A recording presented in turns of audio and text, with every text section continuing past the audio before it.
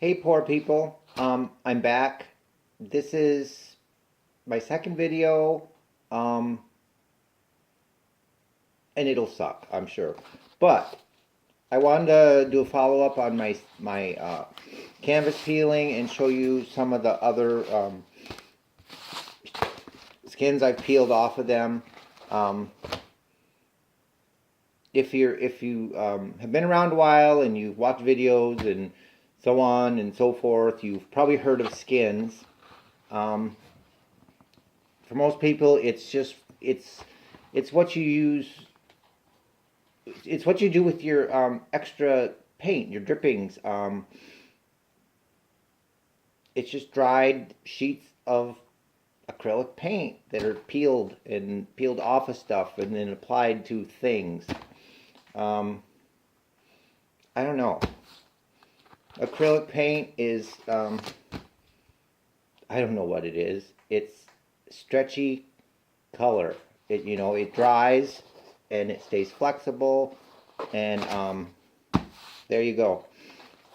Anyway, these are the skins that have peeled off canvases. The beauty of these that come off the canvases with the gesso on the back is that they don't stick together. See? Normal skins, you can't really stack them together because they stick together. And in many cases, they seem to become permanently bonded, which is just, you know, permanent. Anyway, so here's a few. This one's ugly. It was copper and gold, and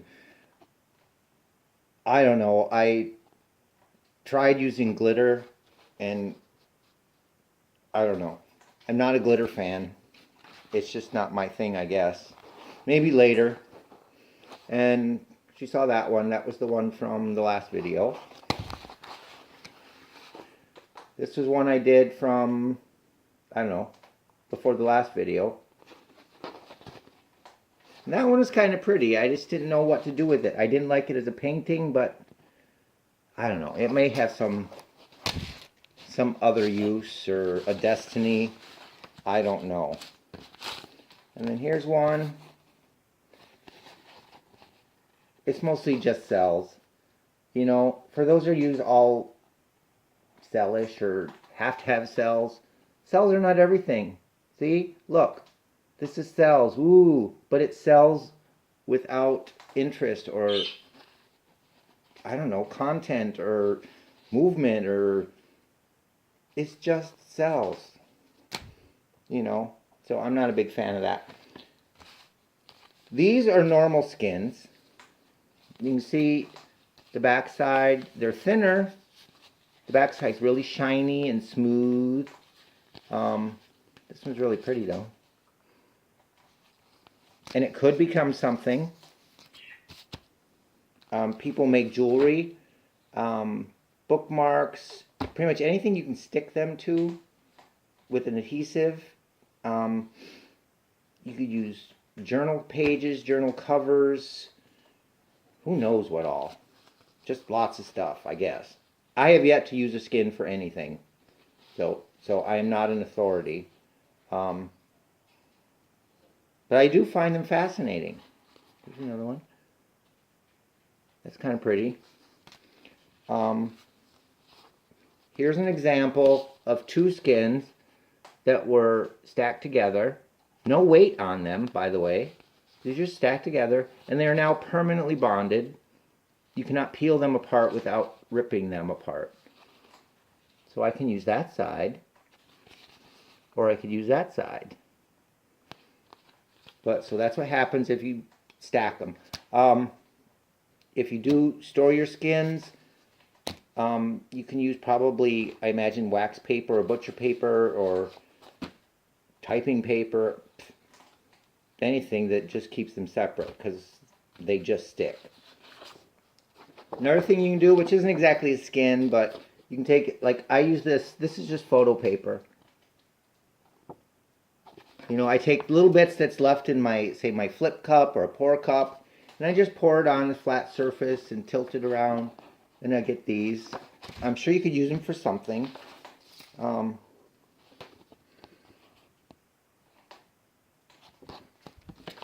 collage, I guess. Some people use them as for collages. This is plastic. It works really well for pouring on. The skins will peel right off. And whatever you pour on, it should probably be flexible. Because I've used different things. I've used plexiglass, glass. It doesn't peel off. It just doesn't. It's just, you need that flexibility to get it to peel. You can pour on all kinds of things. I'll show you. This is wood. It's just a scrap piece of wood. Sparkly. This was more of my glitter phase. Actually, this was black paint, and it was pure Floetrol with glitter in it, just to see what happened. And actually, it worked pretty good. It's not bad, actually. Sparkly. This is the other side. I pour on everything. Anything that's flat, I'll pour on. Just for experiments. This is glass. And it doesn't come off. You know, I mean, I haven't tried soaking this in water. Maybe if I did that, it would come off. I don't know. But if you really want to pour on glass, it stays. It's stuck. It's not going anywhere. That's glass. Oh, and this one I'm proud of. This is just, I don't know. It's a masterpiece. Ta-da! And I'm not sure what it is. It's some kind of icky particle board. It was a disaster. I'm not even sure exactly what happened. It was pretty at one point.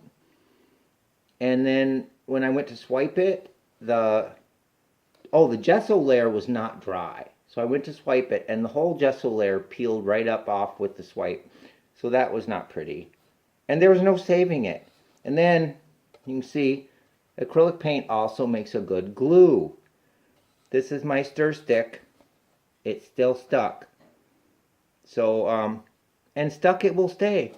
That was funny. What is this? Oh, chocolates. But the cardboard, look. That's just little bits of paint. It's just experiments. It's using what I have left over, throwing it on there, swirling it, swiping it, playing with it to see what it'll do.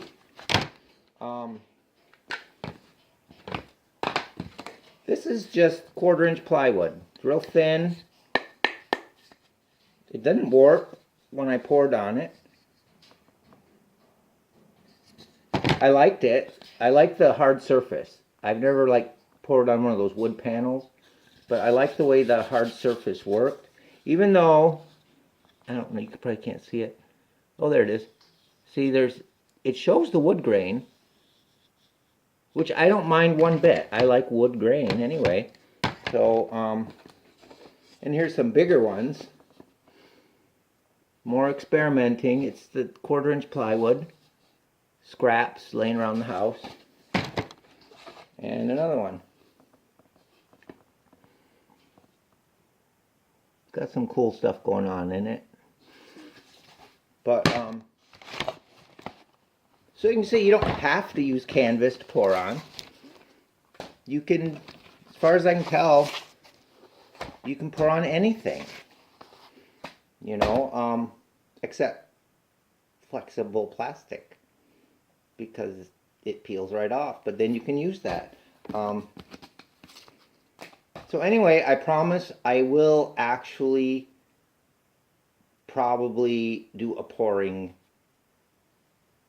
I'll pour something on paint on the camera, just to show that I do pour, I do it.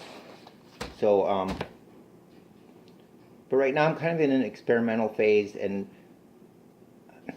I don't know, I'm just fascinated with what it does and how it does what it does and trying to figure out what it does. And so anyway, I will talk to y'all later. Have a nice night. See ya. Bye.